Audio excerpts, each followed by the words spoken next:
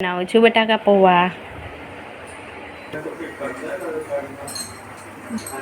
ગરમ થઈ ગયું છે ને એમાં હું નાખી દઈશ રઈ. રઈ કતળી ગઈ. હવે એમાં બટાકા ફ્રાય કરી દઈશ. એમાં હું થોડું બાફેલા બટાકા કરવા માટે થોડું પાણી વેળીશ અને તેને ઢાંકી દઈશ. રઈ કતળી ગઈ. તેમાં હું છે ને થોડુંક હળદર નાખીશ અને મીઠું. અને હવે થોડુંક હલાવી અને ઢાંકી દઈશ. પછી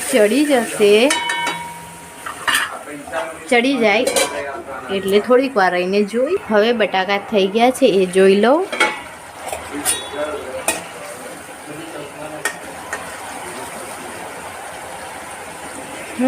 થઈ ગયા.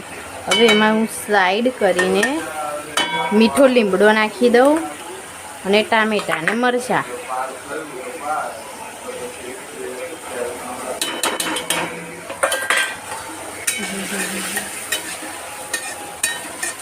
તેને પણ ઢાંકી દઉં.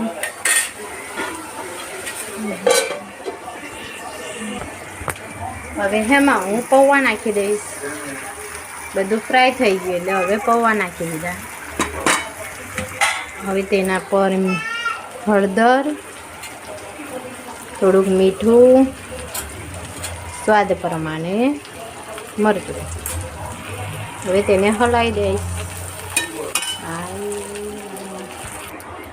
હવે તેમાં હું 1 ચમચી ખાંડ નાખી દઈશ, ગરચટ્ટા થોડીક ઉપર. હવે તેને હું હલાવી દઈશ.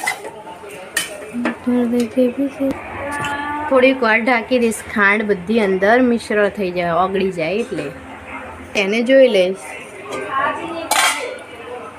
મારા બટાકા પૌવા તૈયાર છે. હવે હું એનામાં ધાણા ભભરાવીને ઉતારી લઈશ.